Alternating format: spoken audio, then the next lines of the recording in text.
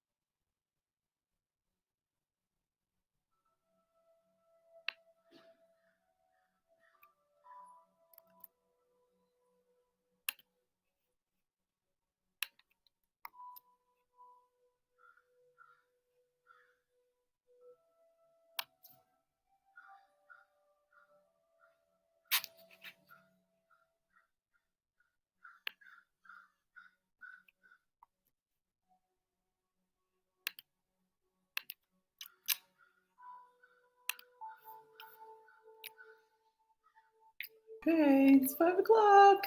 We will start in a second. I will be putting something in the chat about the props, but it's the usual bunch of props that we have usually been working with.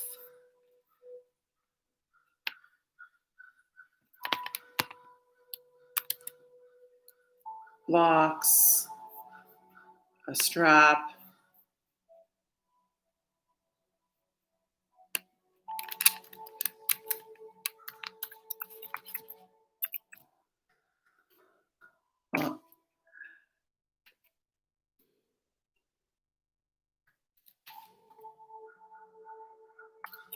and a chair might be good for today as well. Not necessary. Nothing is absolutely necessary, but you can always improvise with things around the house.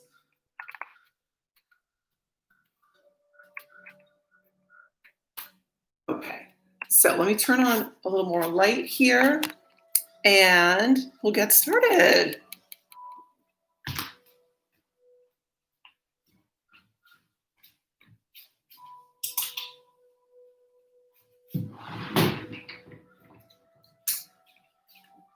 So come to a comfortable seat when you are ready, and you adjust this a little bit further back here. That'll be good.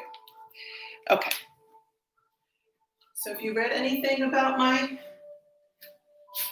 class before this, you'll know a little bit what I was thinking about. I was going to call the class In the Weeds, but I don't think that's a good place. I don't think that's a good image. It's in the garden. So I've been in the country, staying in the country for a few months now, which has been really great in a lot of ways because I've been able to work a lot on my garden here. But weeds are a huge issue for me in my garden. So I've been battling weeds constantly. What are weeds? We all know a weed is just a plant that's not growing where you want it to be. So it's subjective what a weed is. For one person, a weed might actually be a really great plant that they want more of, right? So it's going to be different for everyone what a weed is in a garden. But we all have weeds. however you define it, you all have things that you consider weeds or negative things in your life that you want to get rid of. So how do we get rid of a weed? Well, in the garden, you pull it up. That's the fastest way. And sometimes you just have to do that because it's just in the way. You need the space for your flowers, your vegetables, whatever you're growing, and you just have to pull it up. There are other ways to get rid of weeds, though. You can starve them out, cut off their leaves constantly until the plant just dies because it can't make food. You can cut off its light. You could also crowd it out with good plants. So if you plant your garden so tightly together with good things that you want there, the weeds won't have any place to grow. So all of these ways of getting rid of weeds in the garden, we can think of in our lives and also in our yoga practice. How do we get rid of the negative things? Well, the best way, in my humble opinion, is to crowd them out with the good things. So this is what we're going to be thinking about in our class today. And it's going to be a pretty straightforward practice, not a lot of complicated poses or complicated use of props, because I want you to not be, too much in the head. I want you to feel physically the challenges that we have in class. And the challenges that you have in class are the same challenges that you're going to have in life, right? So if you find something hard in your yoga practice, let's start thinking about that as the negative or the weed that we want to get rid of and replace it with a good plant. So we're going to practice a mudra. We're going to sit and breathe with a mudra for a few breaths. And I'd like to suggest you use that time to set an intention. Think of something that's negative that you want to maybe replace with something positive. It could be anything in your life. It could be a very small thing. It could be a large issue for you. And it's like with the weeds, it's going to be different for everybody, right? For one person, it might be just, I'm too critical of myself. I want to be more compassionate towards myself. So I want to replace my negativity and criticism with compassion. And if we can be compassionate towards ourselves, we can be compassionate towards others as well. So it's a good practice. If you can't think of something that fits this kind of idea, this theme, don't stress about it. The last thing I want you to do is stress out that you're not thinking of something that you should be thinking of. In that case, maybe your intention should just be to be present in your practice today and take care of yourself. That is always a really good, positive thing to work towards. And whatever we give attention to is going to grow and get stronger. So when we give it too much attention to the negative, it actually can get stronger. So we don't want to focus on the negative. We want to give attention to the positive. So that's why I'm saying, think of the negative maybe you want to get rid of, but also think of the positive. I want to be more compassionate towards myself. And that's going to be our focus so that we can make that compassion muscle stronger, or whatever it is that you might want to pick. So our mudra for today is called Vayu Mudra. So it's very simple. Open your palms, stretch the fingers out for a moment. It's always good to do that before a mudra, just to get some space in the hands. Then fold both index fingers down to touch the base of the thumb. So not the thumb itself, but just the base of the thumb where it meets the palm. Then the thumbs will just fold over the tip of the index finger on each hand to hold the index finger in place. And then rest the backs of your hands on your legs anywhere that's comfortable. I haven't discussed the seat too much, just make it a comfortable seat. Sitting in a chair is fine if you need to, anything at all. And then from here, you'll just be breathing, closing your eyes if comfortable, and taking slow, deep breaths in and out through the nose. This is Vayu Mudra. It is activating the air element, and it is associated with the heart chakra, Anahata chakra. So while you hold that, breathe. Just want to read a couple quick things about Vayu Mudra. as I said, associated with the air element, especially the upward moving current of energy. So we're thinking upward movement as the plant grows upwards towards the sun. Let's see. I could read you this whole thing, but it would take too long. So let's just concentrate on what it is especially helpful for. Easeful breathing, the free flowingness of air in and out of your lungs, and also cultivating appreciation of beauty. So as we think about a garden growing, we think of those beautiful flowers, beautiful plants growing, just like we want to grow those positive things in our lives. And how beautiful it would be to have more of them. So continue breathing for a couple more moments while I give you a few moments of silence to set your intention, or if you have already, just continue focusing on your breath.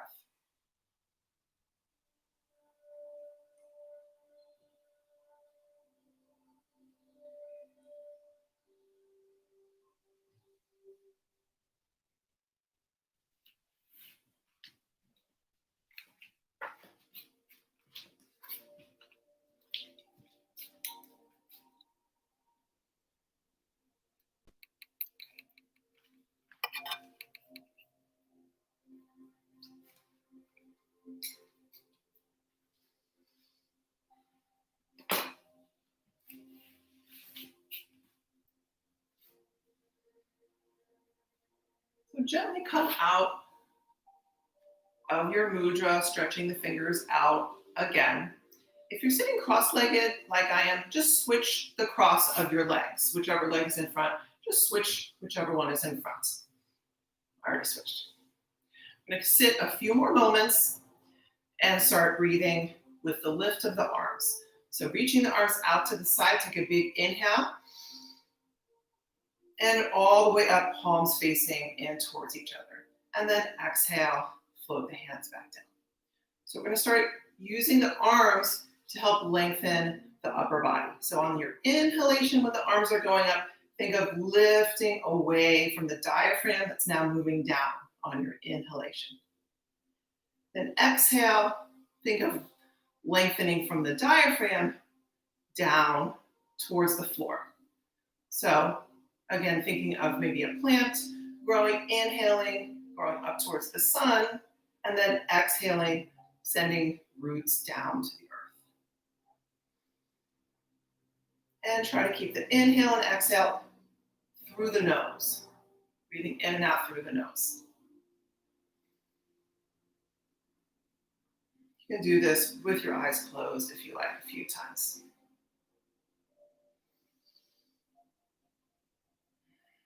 So as you notice the oppositional movement up and down, starting to move a lot around that diaphragm area. In the abdomen, maybe starting to create a little more space in the abdomen, as if you could stretch that space out and have more space between the pelvis and the rib cage. One more time, and then exhale right back down. Keep the eyes closed or close them for another moment and just rest with the arms down and notice any change in how you're sitting after those few arm movements. If you feel any more lift or length through the spine. Good. Now we're going to come on forward onto hands and knees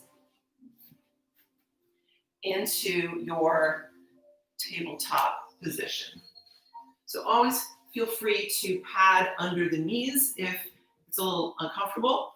I have 2 mats, so I should be okay. So we're going to come onto hands and knees into our regular tabletop position to start with. Tuck the toes under this time for the first few times, going through cow and cat. So inhale, arch the back and look up. And exhale, round the spine up. So keeping arms straight and vertical, hips over knees just a few times, your basic cow and cat.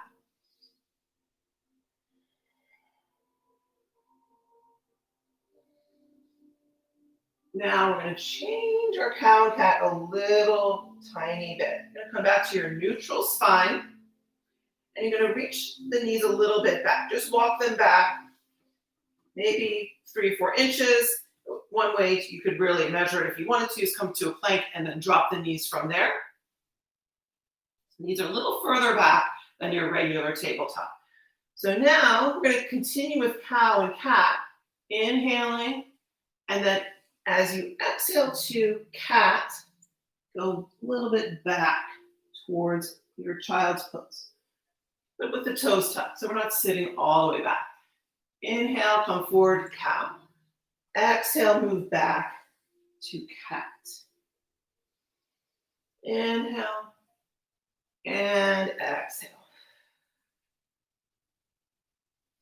So one thing that happens when we lengthen out our table a little like this, we can move the pelvis a little bit more with more length between the hands and the legs in a tabletop.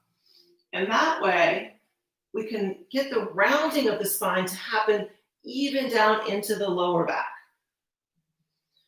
So sometimes you might notice in your regular cow and cat that when you round into cat, all of the rounding is in the upper spine. But if we lengthen out a little bit, we can get that rounding all the way down to the lower back. So it's just accessing a little bit more of the spine than in your regular cow and cat. So one more time like that. And then the next time you go to your cat, go ahead and let the toes point so you can reach all the way back, sitting bones towards heels into your child's pose. So I've been doing cow and cat a lot that way recently because I found that the lower back, my lower back was always staying arched. And to the point of, I thought it was starting to bother me. It was too much of an arch all the time. So I wanted to be able to release it a little bit more. So that's a way I found in cow and cat to get a little more of a stretch in the lower back. You might not have that issue in your lower back, so it might not really feel that great to you, or it might just feel kind of neutral. Still doesn't hurt to do it, as long as it doesn't cause pain. So from here, from your child's pose here, come on back up to your tabletop. And let's make this one your regular tabletop. In other words, you might walk the knees a tiny bit forward so the hips are right over the knees. Good. So for here, you're just going to stretch your right leg back, toes tucked at first, and just reach back through that heel for a couple breaths to let the back of the leg open up. And then after a couple breaths, you're going to point your toes and lift that leg up so it's parallel to the floor. We're going to try now to reach the opposite arm forward. So right leg, left arm. If it's troubling for your balance, you can always put the hand down and work with just the leg through this part of class. From here, we're going to inhale, think of cow spine a little bit. So both limbs go up. And then on your exhale, bend the leg, bend the arm, and try to bring the knee to the elbow underneath you. So inhaling and exhaling. Inhale, exhale. Let's do 2 more times. Inhale, exhale. Inhale, exhale.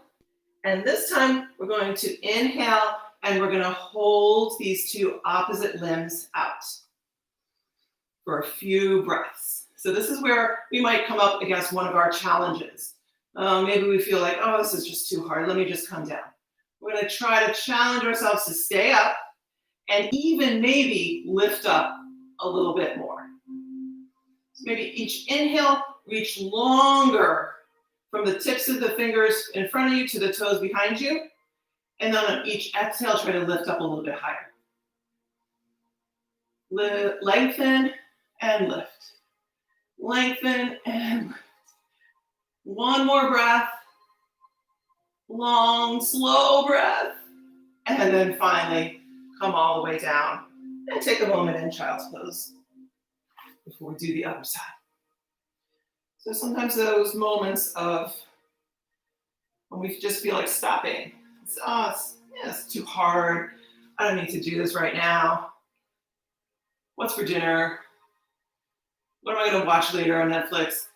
All those thoughts start popping into your head, right? Those are challenges, right? So you want to try to stay in the moment and stay present. Of course, if something's really hurting you, that's a different story.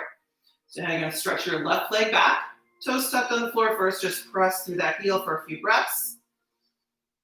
Breathing into the back of that leg to let it open up. And then we're going to reach the opposite arm forward. No, we're going to lift the leg first and then reach the opposite arm forward. Either way, you're going to do this. If it's hard to balance, put the hand down and just work with the leg. From here, you're going to inhale, a little bit of a cow spine, and then exhale, knee to elbow with your cat spine. Inhale and exhale. Inhale, reaching long, and exhale. 2 more times. Inhale, exhale.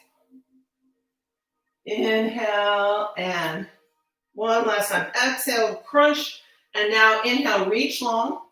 And same way as before, we're going to try to lengthen and lift each breath. Inhale, lengthen. Exhale, lift a little bit more. Inhale, lengthen. Exhale, lift. Yeah, I know everyone wants to stop. This isn't fun. What the heck are we doing? It's not fun to do this, but we're going to stay because you know what? It's not going to last forever. And finally, come down and go back to your child's pose again for a few breaths. Even the hardest yoga classes I ever took where I just had it, I was just like, oh, let me get out of here. None of those classes lasted forever. They all ended eventually. So just remember, a few seconds is not that bad. So you're going to come up out of your child's pose and walk the hands forward. Lift the hips up somewhat. Walk the hands forward enough so you can come into your puppy pose. And just taking a couple breaths here. Just as we were seated, reaching the arms up on your inhale to lengthen through the upper body and arms towards your hands. And then exhale, think of lengthening back through the sitting bones. Couple more breaths.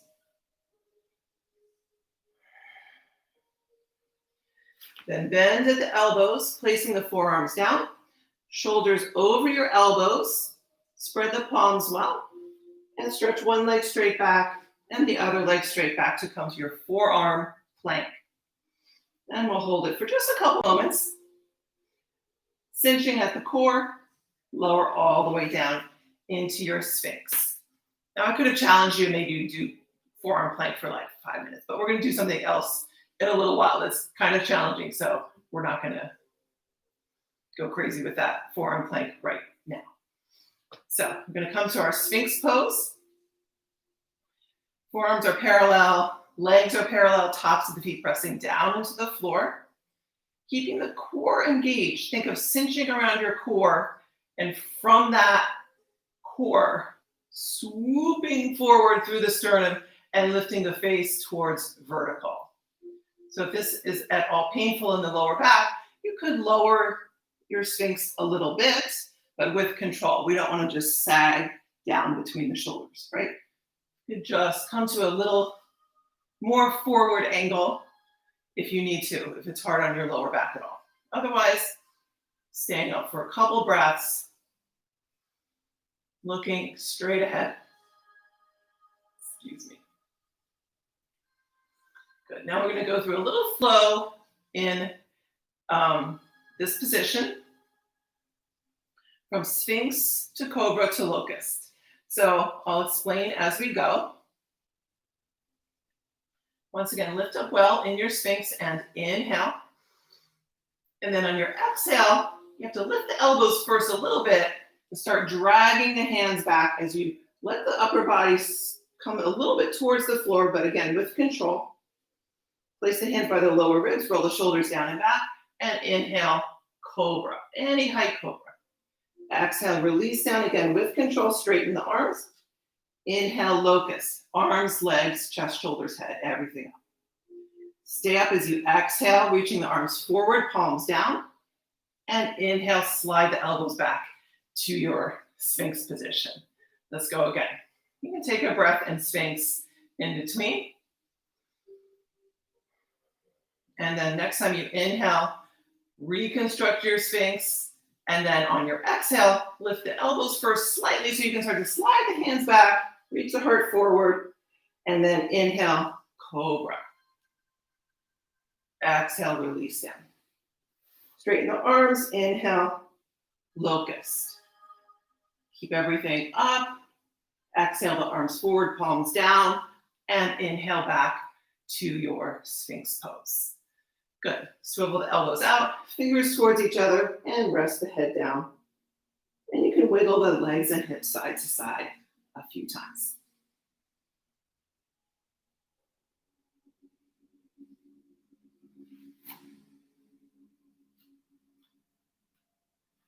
So from here, we're going to come all the way up and back to your child's pose. So just push yourself back. This time you can widen the knees apart from each other. Keep the big toes pointing in towards each other and rest in child's pose with the knees wide for a few breaths. Letting the upper body melt down towards the floor any amount that you can. This next part is going to be another little challenge. And that's when we're going to be working on focusing on the positive instead of the negative. When we feel like coming out of a pose or just stopping something because it's just kind of hard, instead we should maybe try to think of, wow, I'm pretty strong, I'm pretty capable, I can do this, I'm getting stronger every day because I can keep doing more and more every day. So all my hard work is going to pay off. And focus. A few more breaths, and then you'll be done. We'll see. So, yes, it's time. Okay, so you're going to come forward to your tabletop. Once again, having your fingertips close to the front of your mat or your practice space. We're going to come, actually a little bit back. I take it back. You're going to have it maybe a foot or so from the top of your mat if you're using a yoga mat. Or just have a little space in front of you. We're going to come to a plank, and we're going to do something called plank rounds. So what you're going to do is lower one arm down, forward. So notice I brought my hand forward and put the elbow down where my hand was. And then I'll do the same on the other arm. So I end up in forearm plank. And then I go back up and back up. So I'm going to continue a couple more times. Forearm, forearm, hand, hand. And that's a plank round. Those are plank rounds. So we did how many? 3. So we're going to rest for a second, and we're going to do 3 going the other direction. So the other hand will go forward first. Then I'll give you another rest, and we're going to do 2 more sets later in class. This is one of the greatest exercises for core strength as well as your arms, because you're having to hold your body in that position the whole time, right? So try not to let the hips pike up, which is one way to make it easier. At the same time, you don't want to sag down towards the floor either.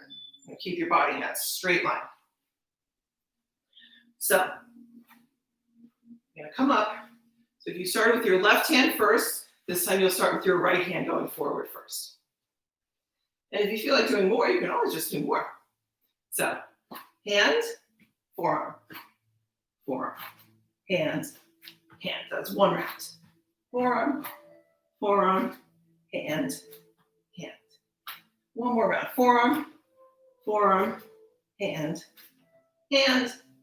And if you want to do another one, go ahead or go back to your child's pose.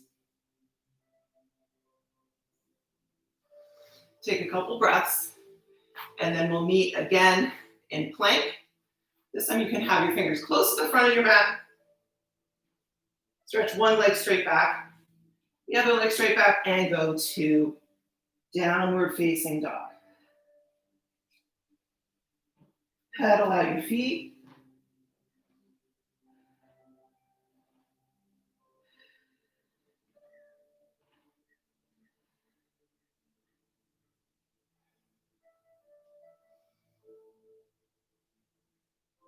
Bend both knees and walk the feet forward towards your hands. So come to a soft forward fold with the feet apart, knees bent, and dangle over your legs. Shake out the head, yes and no. And hold onto opposite elbows.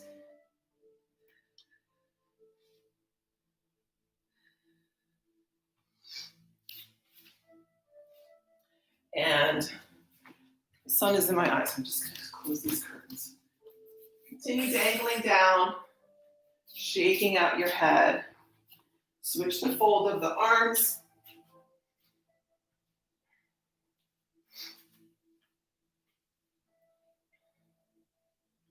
And then finally release the hands.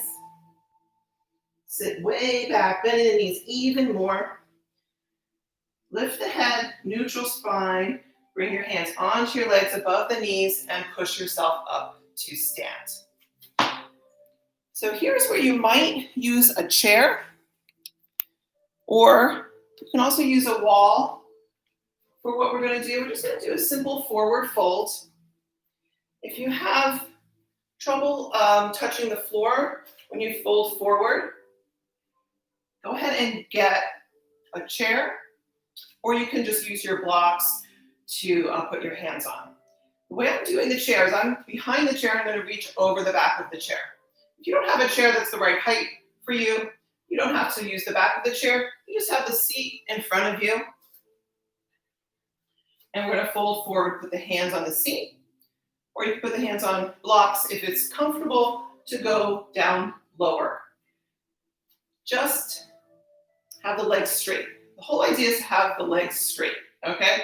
So it's always going to be different for everybody.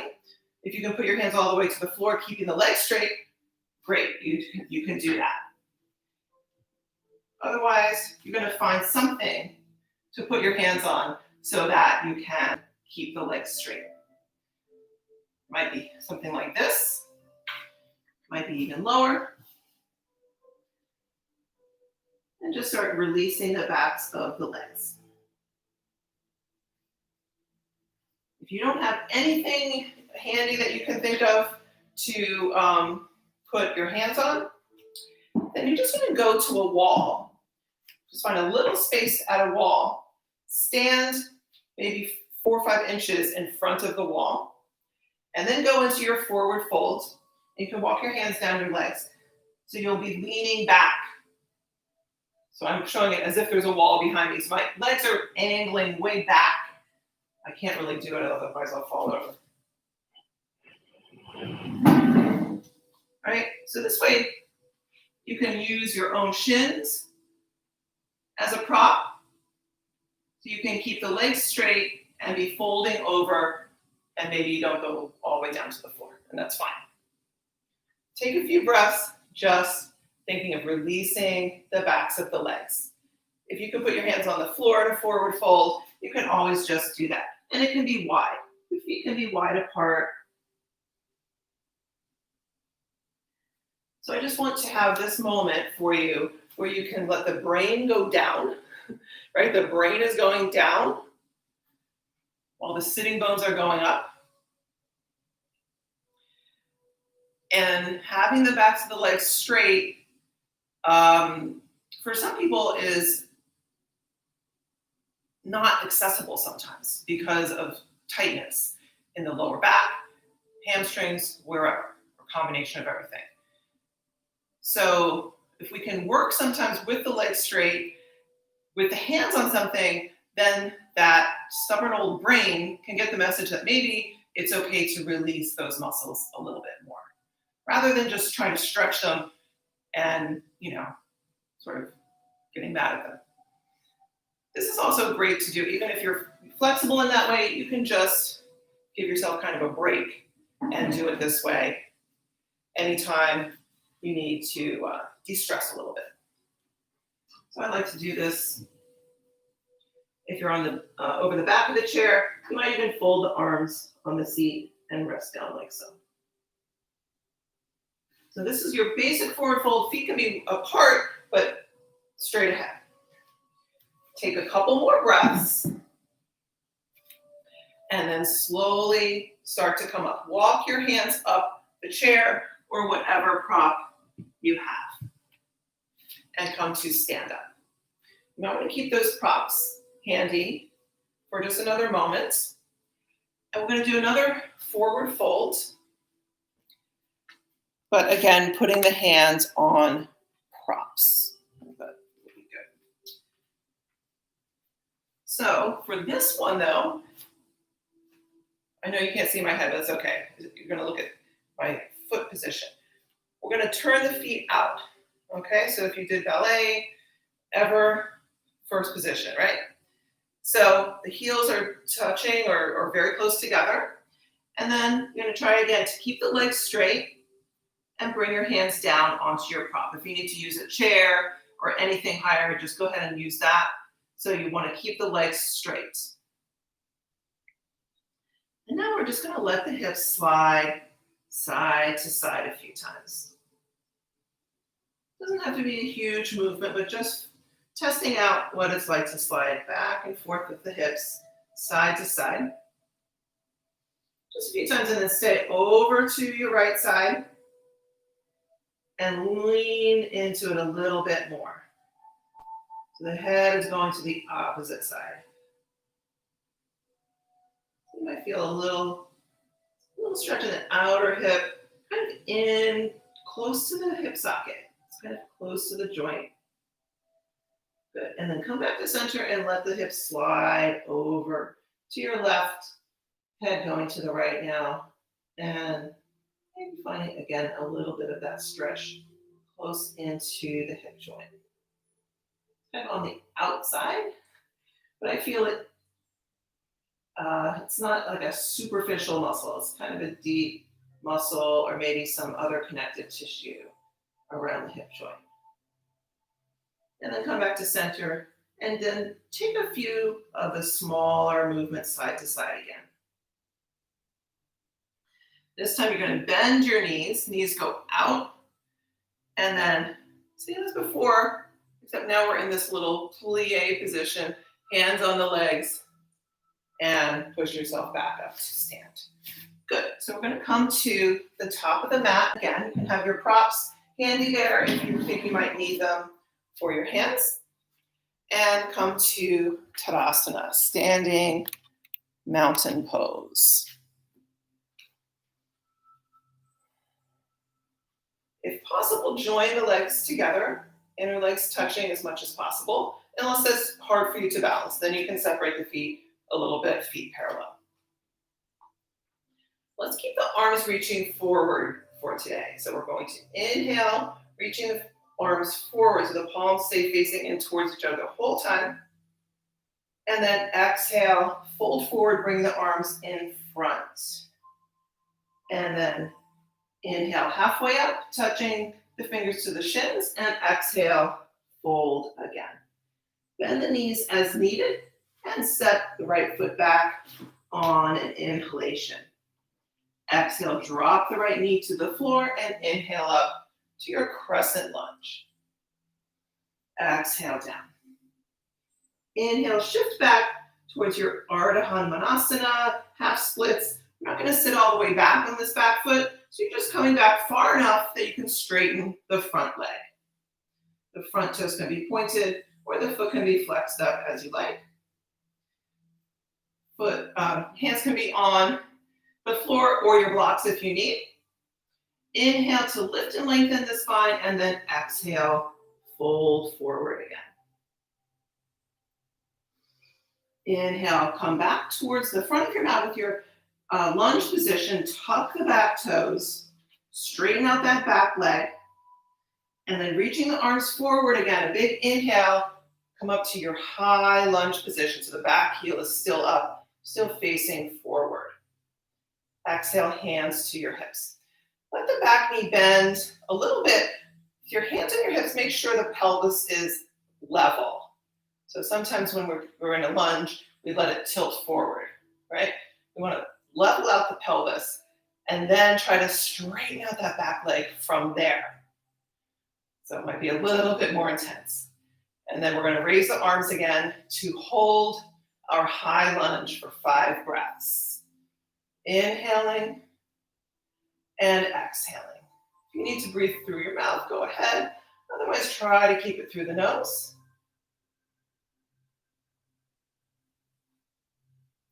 Maybe this is about the 4th breath. Don't breathe too fast. And then maybe that's about 5. Don't let me rush you though. If you need to take another breath, go ahead. If you're done with 5 breaths, bring your hands to your hips again. Straighten the front leg. We're going to swivel to face towards the right. If possible, try lifting the front of your left foot and swiveling on the heel. If that's throws you off balance, just step the feet together and reposition yourself in a straddle. So now we're in a straddle facing off towards the right side. Feet are parallel. And you're just going to fold forward, of course, using blocks again if you need. At first, take a couple breaths without even really trying to fold the head towards the floor. Just lengthening the spine forward. And then if it feels like it's accessible, then you can lower the palms, start to bend the elbows, so you start to come down a little bit more.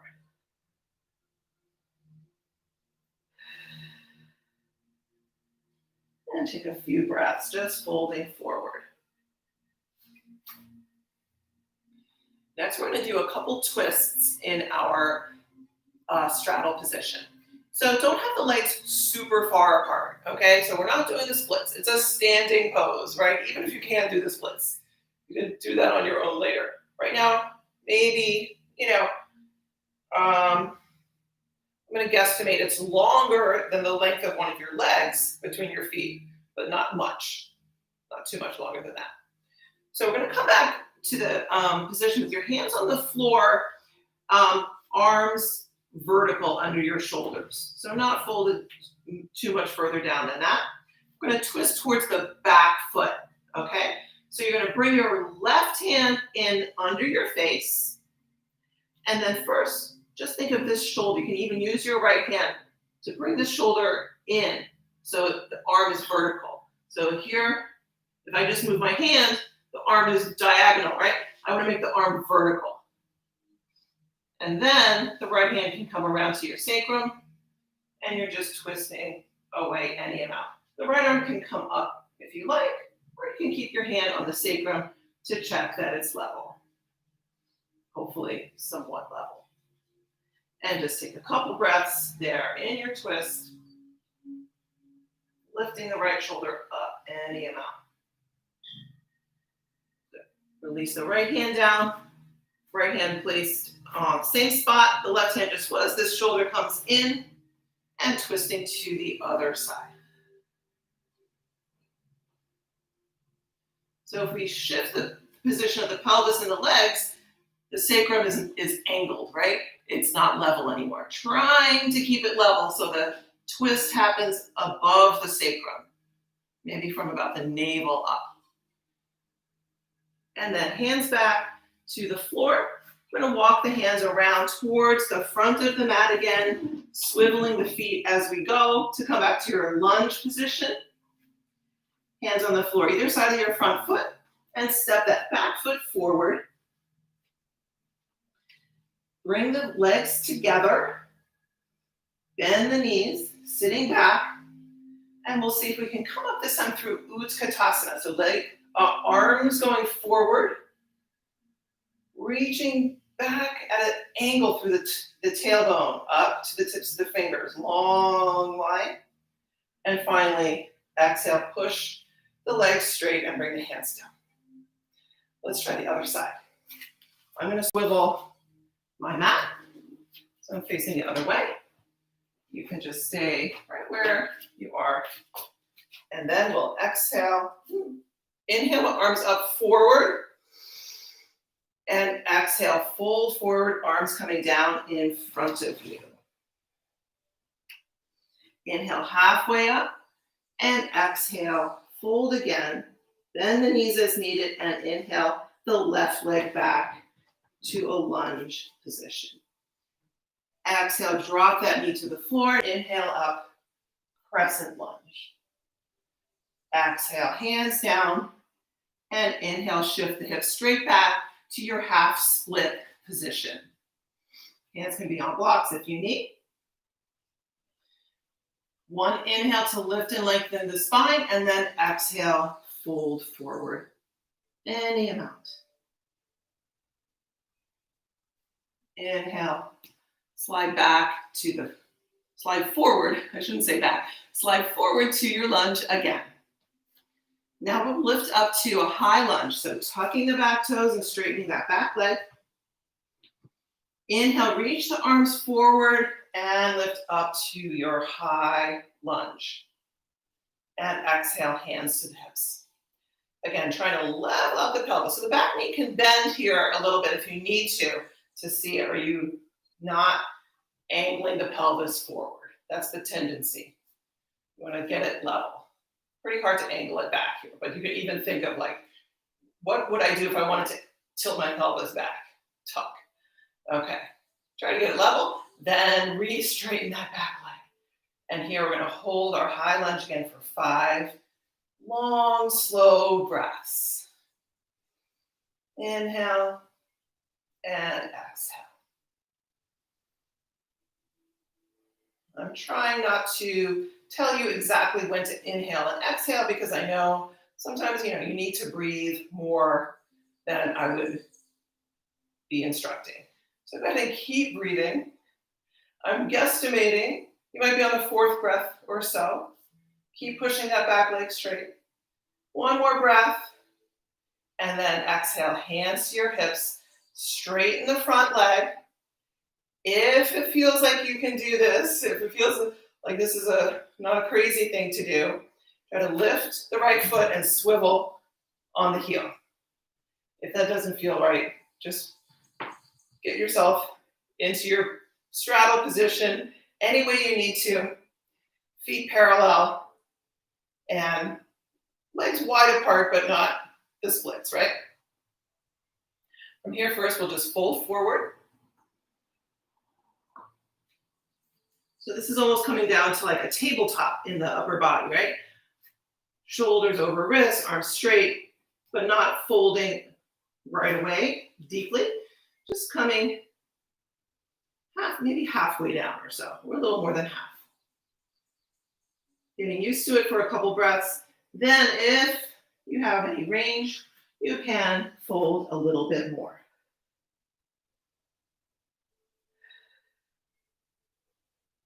And taking a few breaths. Shake out the head here as well. So we're going to do our twists again. You can do the same way we did before. We're going to twist towards the back leg first. So the right hand would come to the center and you twist. If you would like to try, you can take that right hand and reach all the way to the left ankle. That's going to take you around a little bit more into your twist. So either one or the other. And If you have that ankle, you can even pull yourself towards that leg a little bit.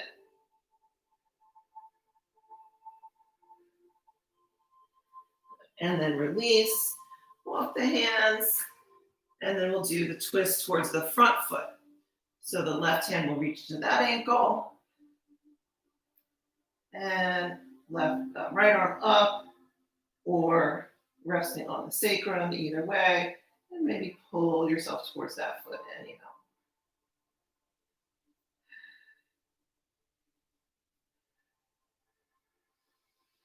Good. And then release that and walk the hands around towards the front of your mat again into your low lunge.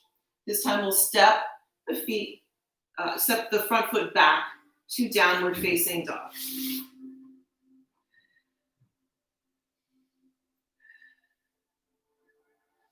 And then drop both knees to the floor and rest in your child's pose for a few breaths.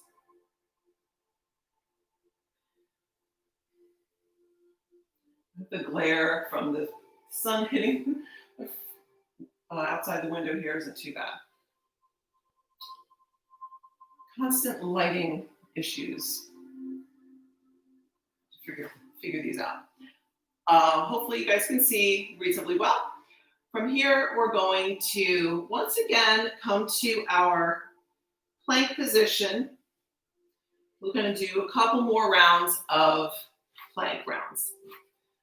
So I know you're very excited to do that. I promised we would, so I have to keep my promise. If it is really just super, super frustrating and too difficult to do plank rounds, a way to make it accessible is to do it from tabletop. So you just come to tabletop. I find it easier to do it this way if the knees are close together. For some reason, it helps me do it. And then you just do the same thing. Comes one forearm, the other forearm, hand, hands. And then you can do a few rounds that way, and then switch and go the other hand first, a few rounds that way. Those of you who want to do it again from the feet, come up to your plank, and then pick one hand to go first. Hand, forearm, forearm, hand, hand. One round. Forearm, forearm, hand, hand. Two. Forearm, forearm, hand, hand. Three. Take a break if you want. I do. And then we're going to do three on the other side.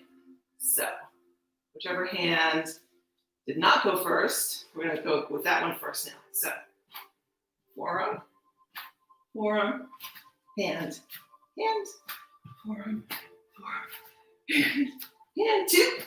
Forearm, forearm, hand, hand, and then drop the knees. And one more moment in your child's pose. So, whichever way you did it, kudos to you. See, it didn't last forever. And you're getting stronger because you faced your challenge to do that. So from here, we will come through downward facing dog again for just a moment. Bend the knees and walk the feet forward.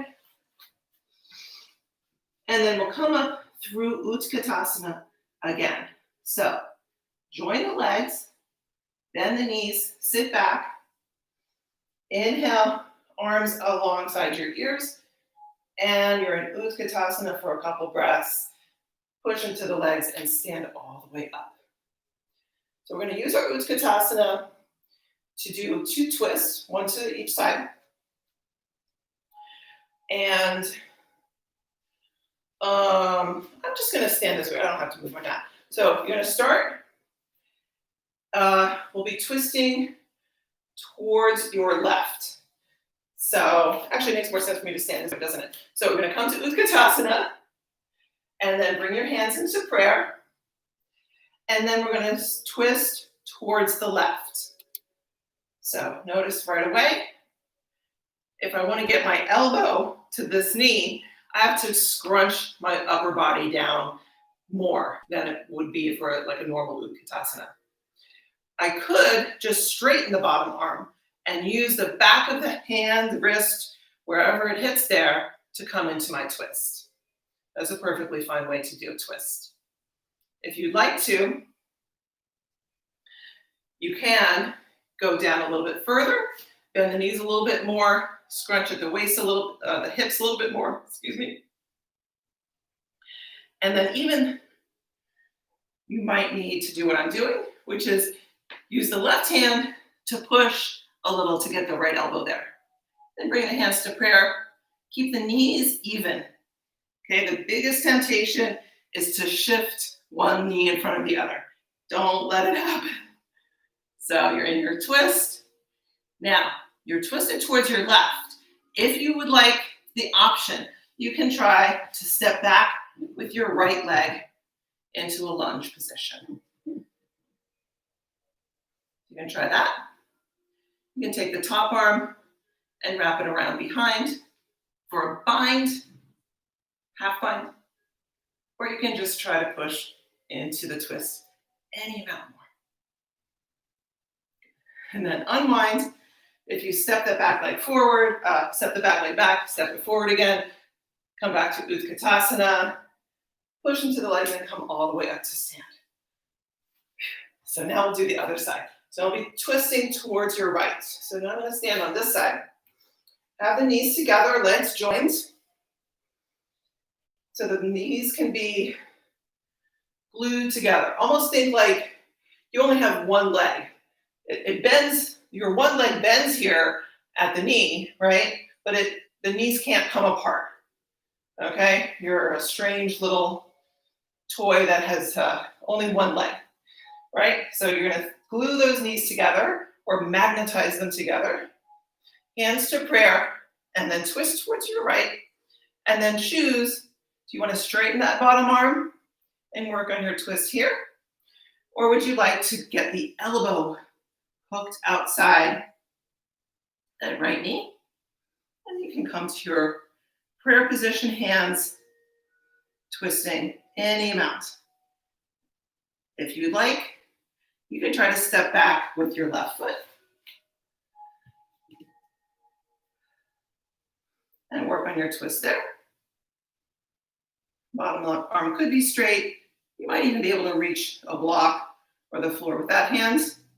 Or you can just work on maybe half bind around with the top arm.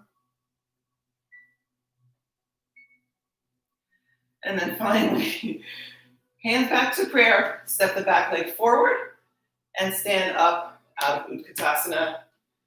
Inhale the arms up just to stretch and lengthen. And then exhale, forward, fold. Step one leg back, knee down. Other leg back, knee down, and go back to your child's pose. A few more breaths. So, I don't know about you guys. I don't have air conditioning, so it's a little humid, a little hot. It feels good to sweat it out. So from here, we're going to come onto the floor, sit all the way down, and we'll just do one Navasana. This will be the final moment of truth or sort of challenge for class today. I think for most people it will be. I'm going to lean back, but not so much that you're just rolling back to the tailbone. You want to just stay as much as possible on the sitting bones. So notice, to do that, I mean, you can even hold on to the knees and say, oh, I'm doing a cat spine. That makes my tailbone hit the floor. So I don't want to do a cat spine. I want to try to do a cow spine. You can't really do a cow spine here, but the more you think of it, the more you will stay on the sitting bones and you'll be lifting through the spine, chest staying lifted. From here, just going to lift the feet off the floor. And then any amount, any step along the way, you're going to try to hold your Navasana for a while. I'm not even going to say how many breaths. I'm going to try to stay with me. You can choose to straighten the legs if you'd like, or keep the knees bent. Try not to hold on to the legs. Keep the spine long. Head on top of the spine. We want to tuck the chin to make it easier to bring the weight of the head forward. So keep the head in line with the spine, so it's going a little bit back. Chest lifted. Maybe 2 more breaths. Starting to shake a little bit. That's okay. And then bend the knees and come forward. Good. So when you start to shake, that's when you've hit the sweet spot, right? Yeah, it means you're alive. Okay, so from here, just straighten out the legs and fold forward. Hold on to the feet, calves, ankles. If you can reach your feet, you can hold on to the big toes. And bend the elbows out to the sides. Good. And then finally, release the fold and come to lie down on your back.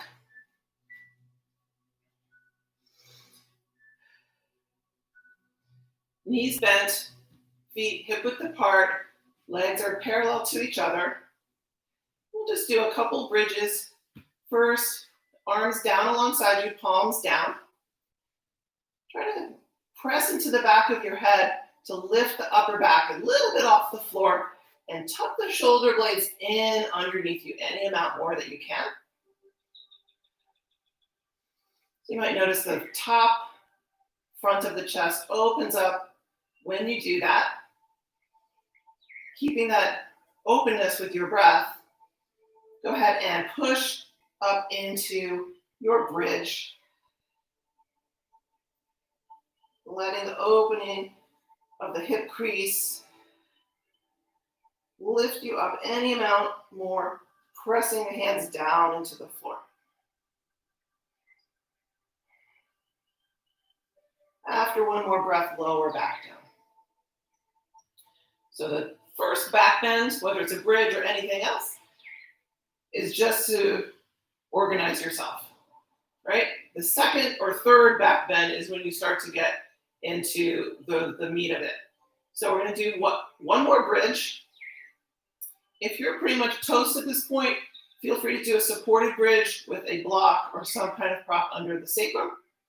If you'd like to do one more bridge, we're going to do the same way to start with, making sure you're opening the front of the chest by tucking those shoulder blades underneath you.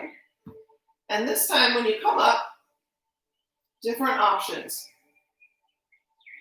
You could interlace the fingers underneath you.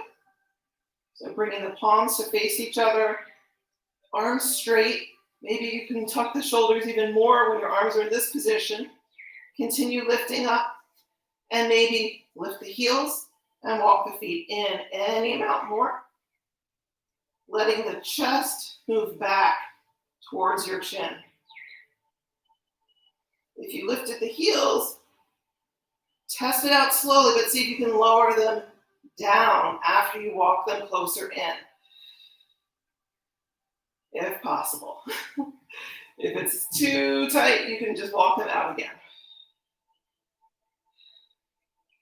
Couple more breaths, and then release the hands and lower all the way down onto the floor. Take a couple moments, just letting the feet come apart, maybe about as wide as a sticky mat. And then let the knees fall in together.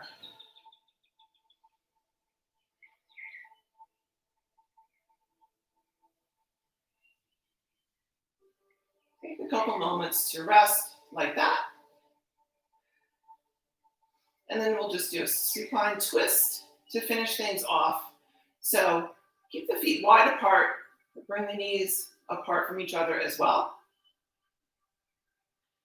And then let the knees just fall over to the right side, just without moving the feet, so the legs are not on top of each other.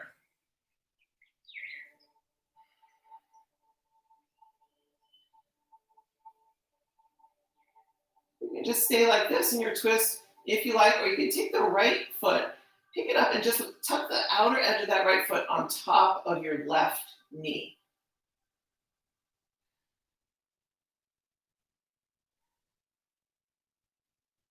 So the leg kind of weighs down that knee a little bit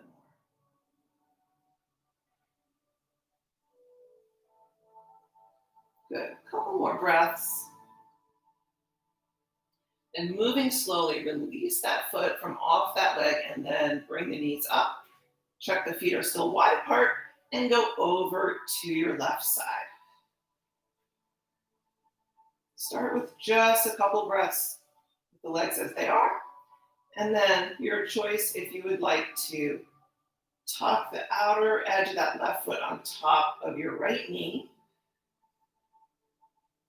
and let that weight pull the right knee, the right thigh bone a little bit more towards the floor.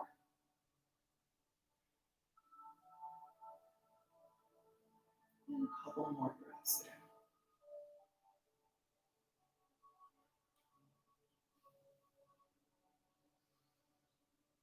Finally, release both knees up towards the ceiling. Your choice if you'd like to either just hug the knees in for a moment, or if you'd like to do happy baby. Just gonna make sure your camera angle's still okay. So either hugging the knees in or lifting the feet for happy baby for a moment. You can always hold on either to the feet or behind the knees. Either way, just keeping the soles of the feet up towards the ceiling. And then finally, release the legs down to the floor. And we'll just be moving towards Shavasana, our final relaxation pose now. So if there's anything else you'd like to do at home on your own, this is the moment to do that. If there's any other pose that you know that you feel you need to do to complete your practice. Otherwise, to set up for Shavasana, your choice. Classic Shavasana, just lying flat on the floor. If you're at home and that couch is looking mighty comfortable right about now, feel free. Another option, if you have a couch or chair handy, is to put your legs up on the seat. So I will show how that is done on my chair. And this is a really, really nice way to release the lower back and get a little tiny bit of an inversion, lifting the legs up.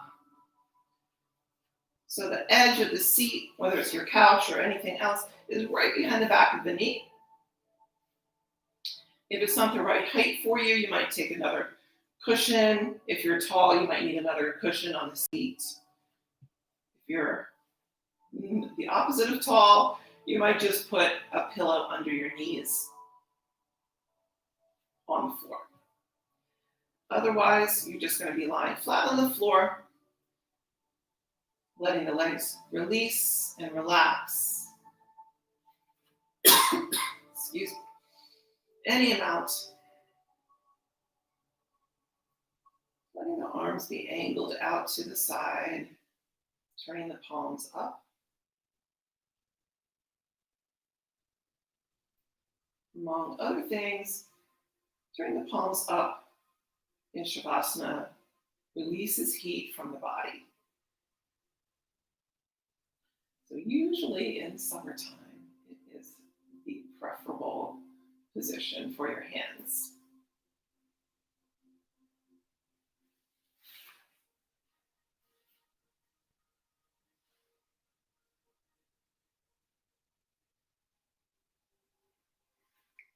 Okay, I thought I was going to sneeze.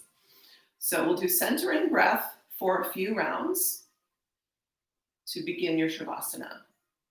So inhaling through the nose and exhaling softly through the mouth.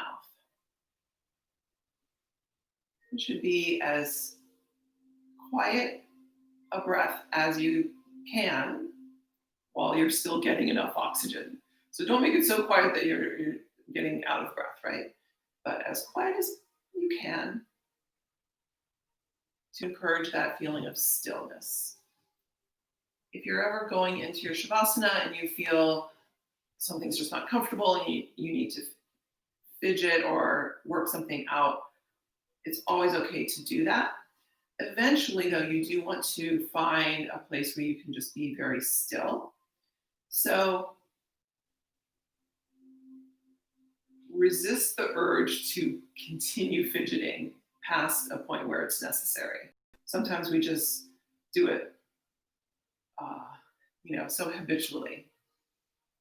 So if you find yourself, just feeling like, fixing your clothes or something, try to quiet that down so you can really, really be still for your Shavasana.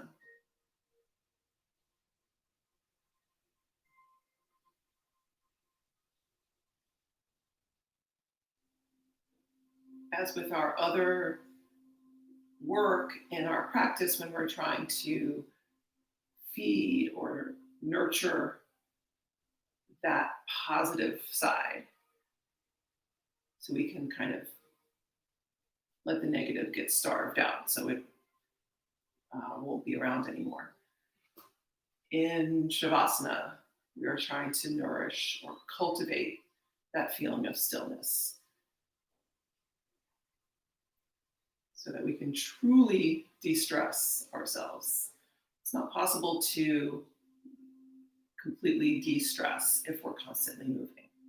Of course, we do need to move, and some people need to move a lot to reach that point where they can become still. And that's part of the process of de-stressing. But the goal is to reach a point where you have moved enough or stretched enough or breathed enough or whatever it is that you need so that you can be completely still for at least these few moments. So if you're still doing the centering breath, you can slowly let that go and just breathe in and out through your nose. As you continue cultivating that feeling of stillness,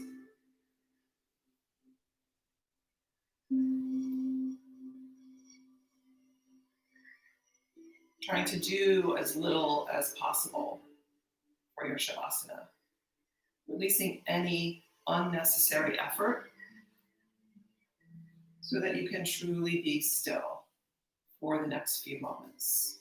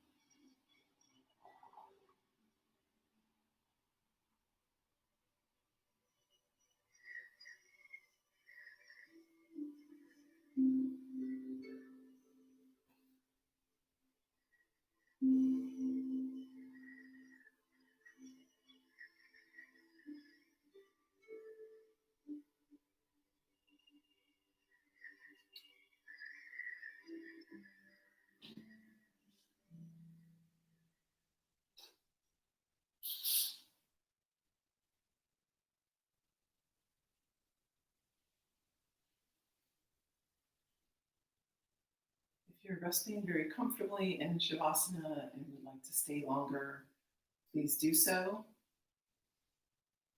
Otherwise, if you'd like to come out of your Shavasana now, just start wiggling the fingers and toes, stretching out along the floor, any direction. And when you're ready, roll over onto your side.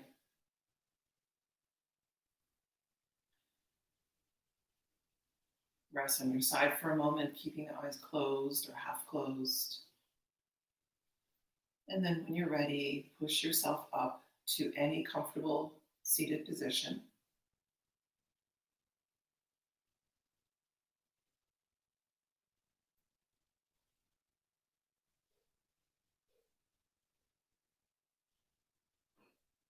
Pressing the palms together lightly. Namaste. Thank you so much for joining me. I hope you enjoyed class.